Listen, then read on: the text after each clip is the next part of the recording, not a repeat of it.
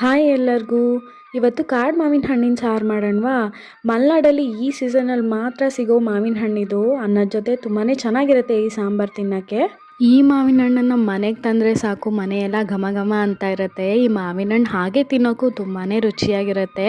ಮೊದಲಿಗೆ ಎಲ್ಲ ಮಾವಿನ ಹಣ್ಣನ್ನು ನೀಟಾಗಿ ತೊಳೆದು ತೊಟ್ಟು ಬಿಡಿಸಿ ಸಿಪ್ಪೆ ಬಿಡಿಸಿ ಇಟ್ಕೋಬೇಕು. ಈ ಹಣ್ಣಿನ ಮರ ತುಂಬ ಎತ್ತರ ಇರೋದ್ರಿಂದ ಮರ ಹತ್ತೋದು ತುಂಬ ಕಷ್ಟ ಆಗುತ್ತೆ. ಹಾಗಾಗಿ ಗಾಳಿಗೆ ಬಿದ್ದಿರೋದನ್ನೆಲ್ಲ ಆರಿಸ್ಕೊಂಡು ಬರಬೇಕು. ಖಾರಕ್ಕೆ ಒಂದು ಮಿಕ್ಸಿ ಜಾರ್ಗೆ ಒಂದಿಷ್ಟು ಬೆಳ್ಳುಳ್ಳಿ, ಒಂದು ಈರುಳ್ಳಿ, ಒಂದು ಸ್ವಲ್ಪ ಜೀರಿಗೆ, ಒಂದು ಕಪ್ ಕಾಯಿ ತುರಿ, 1 ಸ್ಪೂನ್ ಖಾರದ ಪುಡಿ ಇದೆಲ್ಲ ಹಾಕಿ ನುಣ್ಣಗೆ ರುಬ್ಕೋಬೇಕು. ಖಾರ ರುಬ್ಬಿಟ್ಕೊಂಡಾದ್ಮೇಲೆ ಒಂದು ಪಾತ್ರೆಗೆ 1 ಟೇಬಲ್ ಸ್ಪೂನ್ ಎಣ್ಣೆ ಹಾಕಿ, ಎಣ್ಣೆ ಕಾದ ನಂತರ ಸಾಸಿವೆ, ಕರಿಬೇವಿನ ಸೊಪ್ಪು, ಒಣಮೆಣಸಿನ್ಕಾಯಿ ಹಾಕಿ, ಆಮೇಲೆ ನಾವು ಸಿಪ್ಪೆ ಬಿಡಿಸಿಟ್ಕೊಂಡಿರೋ ಮಾವಿನ ಹಣ್ಣು ಹಾಕಿ ಒಂದ್ಸರಿ ಬಾಡಿಸ್ಕೊಂಡು, 1 ಚಿಟಿಕೆ ಅರಿಶಿನ, ನಾವು ರುಬ್ಬಿಟ್ಕೊಂಡಿರೋ ಖಾರ ಹಾಕಿ 1-2 ನಿಮಿಷ ಬಾಡಿಸ್ಕೊಂಡಾದ್ಮೇಲೆ ನಮಗೆ ಬೇಕಾದಷ್ಟು ನೀರು, ರುಚಿಗೆ ತಕ್ಕಷ್ಟು ಉಪ್ಪು ಹಾಕಿ ನಿಮ್ಗೆ ಎಷ್ಟು ಬೇಕೋ ಅಷ್ಟು ಕನ್ಸಿಸ್ಟೆನ್ಸಿಗೆ ರೆಡಿ ಮಾಡಿಕೊಂಡ್ರೆ ಸಾಂಬಾರು ರೆಡಿ.